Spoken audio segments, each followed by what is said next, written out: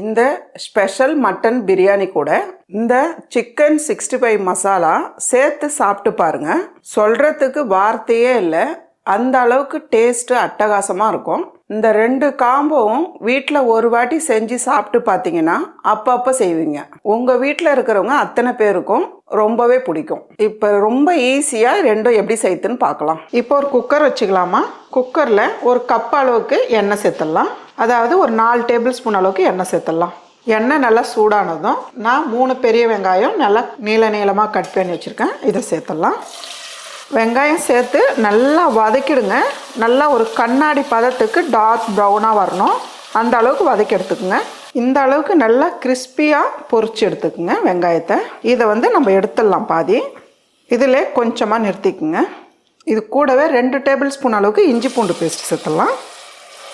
இது சேர்த்துட்டு இதையும் சேர்த்து நல்லா வதக்கிடுங்க. ஓரளவுக்கு பிரட்டி விட்டால் போதும் இஞ்சி பூண்டு பேஸ்ட்டு சேர்த்து. நான் 3/4 கிலோ மட்டன் எடுத்திருக்கேன். மட்டன் எடுத்து கழுவி சுத்தம் பண்ணி எடுத்து வச்சுருக்கேன்.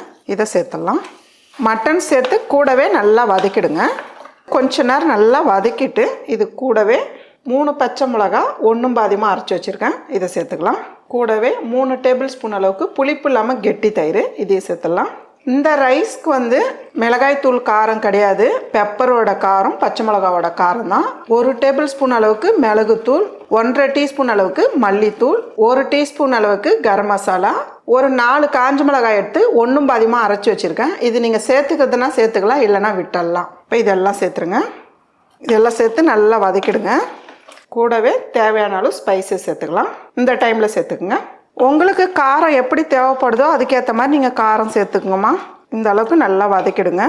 இந்த கப்பால் 2 கப் அளவுக்கு தண்ணி சேர்த்துடலாம். மட்டன்லேயே தண்ணி வரும், இந்த அளவுக்கு சேர்த்தா போதும். கூடவே தேவையான அளவு உப்பு சேர்த்துடலாம். உப்பு காரம் செக் பண்ணிக்கோங்க. உப்பு சேர்த்து நல்லா மிக்ஸ் பண்ணிவிடுங்க. உப்பு சேர்த்து நல்லா மிக்ஸ் பண்ணிவிட்டு மூடி வச்சிடலாம். ஒரு 6லேருந்து 7 விசில் விட்டாலே போதும், மட்டன் நல்லா வெந்துடும். இப்போ ஒரு பாத்திரத்தில் சாதம் வேகிற அளவுக்கு தண்ணி சேர்த்துருங்க. தண்ணி கொதி வர டைமில் 1 டீஸ்பூன் அளவுக்கு எண்ணெய் சேர்த்துருங்க. ஒன்றோட ஒன்று ஒட்டாமல் வரும். கொஞ்சமாக உப்பு சேர்த்துடலாம். 2 சேர்த்து இந்த அளவுக்கு கலந்து விட்டுருங்க.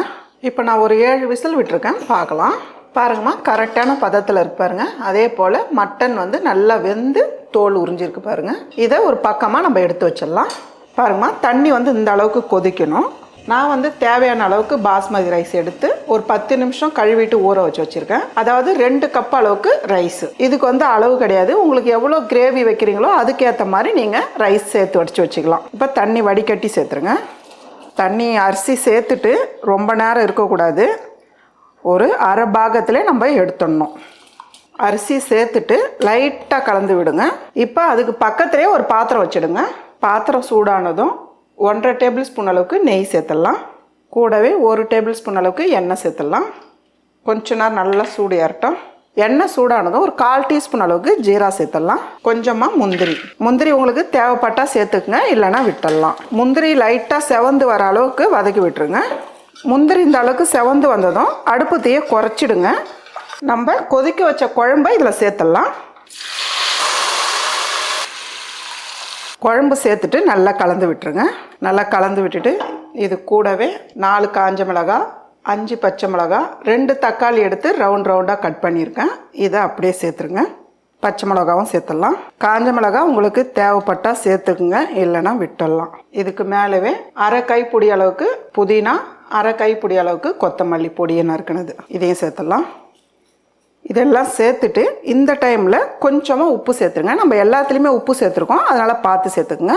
இதெல்லாம் சேர்த்துட்டு லைட்டாக அப்படி கலந்து விட்டுருங்க. இந்த டைமில் நம்ம ரைஸ் பார்க்கலாம். ரைஸ் சேர்த்துட்டு இந்த அளவுக்கு லைட்டாக கொதி வரும் போதே இதை நீங்கள் இப்படி எடுத்து பார்க்கணும். பாருங்கள், கரெக்டான அளவில் வந்திருக்கு பாருங்கள். ரொம்ப வேகக்கூடாது, அரிசி உடஞ்சா போதும்.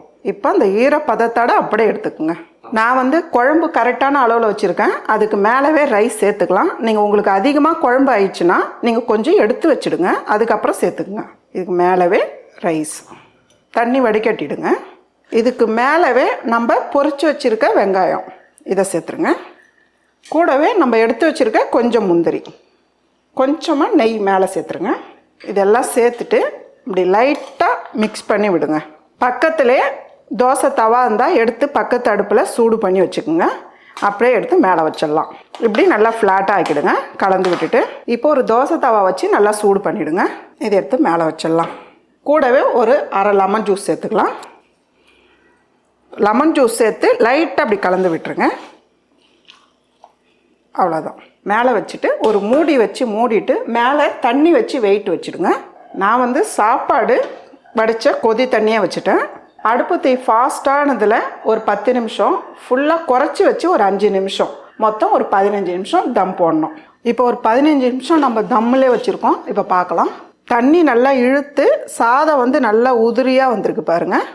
அவ்வளோதாம்மா, நல்ல செம்ம டேஸ்டான மட்டன் பிரியாணி ரெடி. இப்போ இதுக்கு மேட்சான சிக்கன் 65 மசாலா எப்படி செய்யுதுன்னு பார்க்கலாம். நான் வந்து 1/2 கிலோ சிக்கன் வாங்கி சின்ன சின்ன பீஸாக கட் பண்ணி கழுவி எடுத்து வச்சுருக்கேன். இதில் ஒரு முட்டை சேர்த்துடலாம். கூடவே 1 டீஸ்பூன் அளவுக்கு இஞ்சி பூண்டு பேஸ்ட்டு சேர்த்துடலாம். 1 டேபிள் ஸ்பூன் அளவுக்கு காஷ்மீர் மிளகாய் தூள் எடுத்துருக்கேன். இது கலருக்காக தான், காரம் கம்மியாக இருக்கும். நீங்கள் சாதாரண மிளகாய் தூள் எடுத்திங்கன்னா 1 டீஸ்பூன் அளவுக்கு சேர்த்துக்குங்க. கூடவே 1/2 டீஸ்பூன் அளவுக்கு பெப்பர் சேர்த்துடலாம். தேவையான அளவு உப்பு, கூடவே 3 டீஸ்பூன் அளவுக்கு கார்ன்ஃப்ளவர் மாவு. இதெல்லாம் சேர்த்து நல்லா மிக்ஸ் பண்ணிவிடுங்கம்மா. இந்த அளவுக்கு நல்லா மிக்ஸ் பண்ணிவிட்டு ஒரு 10 நிமிஷத்துக்கு அப்படியே விட்டுருங்க. இப்போ ஒரு பேனில் சிக்கன் பொரிக்கிற அளவுக்கு எண்ணெய் சேர்த்துடலாம். எண்ணெய் சேர்த்து எண்ணெய் நல்லா சூடு ஏறட்டும். சிக்கன் மிக்ஸ் பண்ணி வச்சு ஒரு 10 நிமிஷம் ஆயிடுச்சு. ஒரு பீஸாக எடுத்து சேர்த்துடலாம்.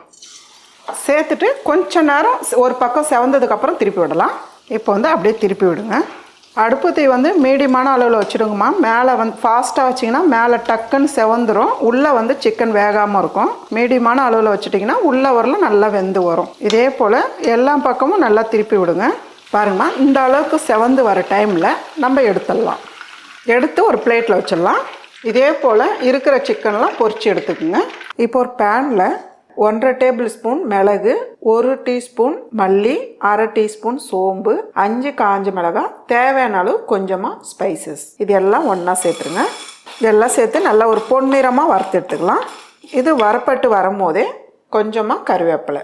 பாருங்கம்மா, இந்த அளவுக்கு நல்லா வரப்பட்டு வந்ததும் ஸ்டவ் ஆஃப் பண்ணிவிட்டு இதை நல்லா ஆற வச்சு பவுடர் பண்ணி எடுத்துக்கோங்க. இப்போ ஒரு கடாயில் நம்ம சிக்கன் பொரிச்ச எண்ணெயே சேர்த்துக்கலாம். ஒரு 3 டேபிள் ஸ்பூன் அளவுக்கு சேர்த்துடலாம். 3 பெரிய வெங்காயம் பொடியை நறுக்கியிருக்கேன், இதை சேர்த்துடலாம். வெங்காயம் சேர்த்து கொஞ்ச நேரம் நல்லா வதக்கிடுங்க. பாருங்கம்மா, வெங்காயம் வந்து இந்த அளவுக்கு நல்லா வதங்கி வரணும். எண்ணெய் தனியாக வருது பாருங்கள். இது கூடவே 2 டீஸ்பூன் அளவுக்கு இஞ்சி பூண்டு பேஸ்ட்டு சேர்த்துடலாம். இதையும் நல்லா வதக்கி விட்டுடலாம். இஞ்சி பூண்டு பேஸ்ட்டு வெங்காயம் நல்லா வதங்கினதுக்கப்புறம் சேர்த்துருங்க. கூடவே கொஞ்சமாக கருவேப்பிலை, இது கூடவே 2 தக்காளி அரைச்சி வச்சுருக்கேன், இதை சேர்த்துடலாம். தக்காளி சேர்த்து தக்காளியோட பச்சை வாசனை இல்லாத அளவுக்கு நல்லா வதக்கிடுங்க. தக்காளி பேஸ்ட்டு சேர்த்து வதங்கிக்கிட்டு இருக்கும் போதே கூடவே ஒரு 3/4 டீஸ்பூன் அளவுக்கு மிளகாய் தூள் சேர்த்துடலாம். இதையும் சேர்த்து நல்லா வதக்கிடுங்க. இது வதக்கும் போதே ஒரு 1/4 கப் அளவுக்கு தண்ணி, இதையும் சேர்த்து நல்லா வதக்கிடுங்க.